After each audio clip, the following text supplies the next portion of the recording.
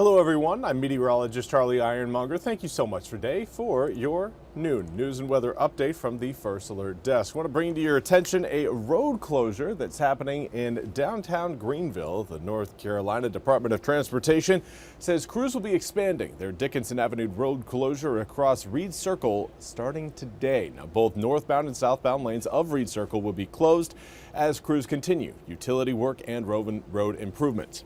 The NCDOT says the closure is expected to last 60 days, weather permitting. According to the DOT, there have been projects in the area since 2022 when construction began for their Dickinson Avenue improvements. We spoke with businesses in the area last week about the closure, many of which said the project has slowed business and traction. The entire Dickinson Avenue project to be completed in 2026.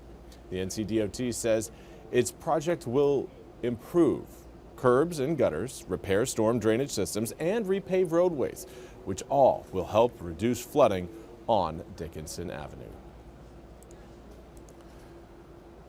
Now, in other news, we need to bring your attention an arrest that happened in Kinston over the weekend. On Friday, police officers say they stopped a vehicle linked to a previous disturbance call.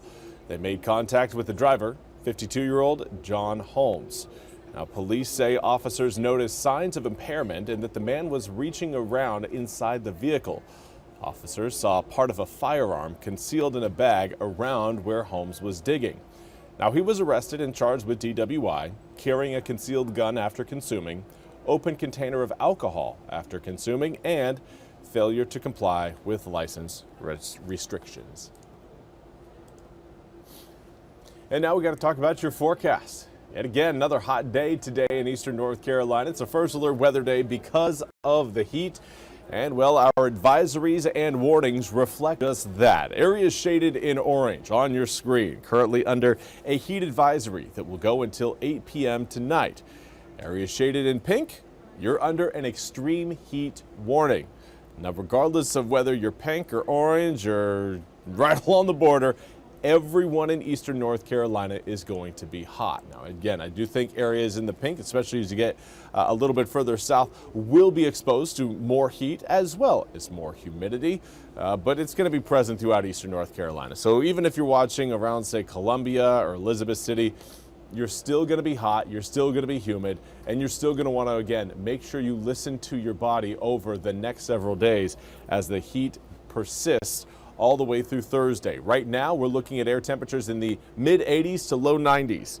Starting again to see some of those 90-degree readings popping up. It feels like we're in the triple digits across Kenansville, Roanoke Rapids, Greenville, Oriental, Beaufort, Swan Quarter, Stumpy Point, Edenton, and Windsor. Close to it in New Bern, Elizabeth City, as well as Jacksonville. Those three areas right now reporting a heat index of 99 degrees. Of course, humidity is a big player in your forecast, and while it will present an opportunity for maybe a few isolated spot showers and maybe a few thunderstorms coming in later on this afternoon, it is, of course, currently making it feel significantly hotter outside than it actually is. And by significantly, we're talking about 10, 15 degrees hotter is what that humidity is making it feel like compared to the actual air temperature. Now, winds fairly light currently, coming in at a fairly reasonable 4 to 8 miles an hour. Through the rest of the day, again, we may see a little bit of an increase of wind speed around any thunderstorms that may form coming up this afternoon. But overall, it's not really looking like a windy day. The winds will be present, they'll be there, but they're certainly not going to be strong, and they're not going to be a noticeable factor in your forecast. 94 degrees as we head towards 4 and 5 p.m. Of course, around that time, we will also see some showers and storms popping up across the east, which should help cool us down as we head later into the evening. Now, of course, it's going to cool a few of us down, certainly not all of us. But the few of us who do catch those raindrops are going to be lucky because the air temps could fall very quickly as those rain showers come down.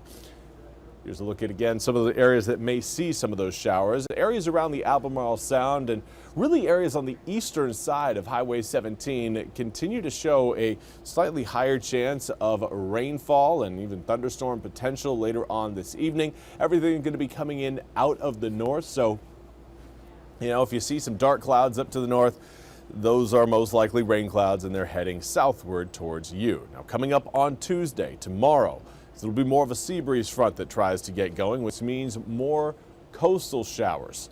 Areas near the beaches will have a better opportunity for picking up some rain as we head through the day tomorrow, but that sea breeze front will work its way inland later on in the evening, giving more areas at least an opportunity for a few cooling showers before the big cold front arrives later on in the week. Right now, it does look like that front will be at least forming as we head into your Wednesday morning, Wednesday afternoon. You can see that cold front starting to pick up some steam further back towards the west across Wyoming and Colorado. That is the front that will kind of spark that low pressure trend coming in from Mexico that will only pull more cold air off the Rockies later on this week. It's something, again, we'll be watching very closely through the next several days. But right now, things are trending in the right direction for us over the weekend. Now, over the next 4 days, not really. Mid-90s plus humidity is only going to make it feel extremely hot out there. In some instances, dangerously hot out there. Now, Thursday evening, Thursday night, that frontal boundary will start to work its way through eastern North Carolina. Air temperatures will likely reach into the mid-80s by Friday, I would say middle of the day. Because we're anticipating more cloud cover and more rain, air temperatures will kind of reach the low to mid 80s early and then kind of plateau around that 83, 84, 85 degree range coming in through most of the second half of the day on Friday. And then the real relief rolls in. Cooler and drier air show up on Friday evening. Overnight lows dipping down into the upper 60s for Saturday morning, mid 60s by Sunday morning. And that is going to make it feel incredible out there through next weekend. I know we probably don't need any extra reasons to look forward to a weekend, especially on a Monday.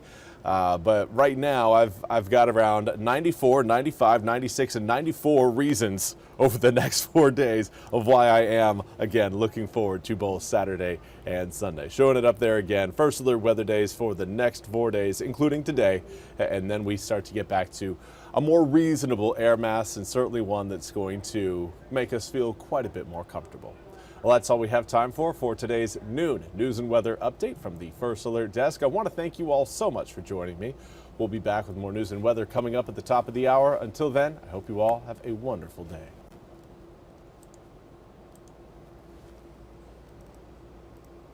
This hour of the WITN First Alert Desk is sponsored by Supreme Choice.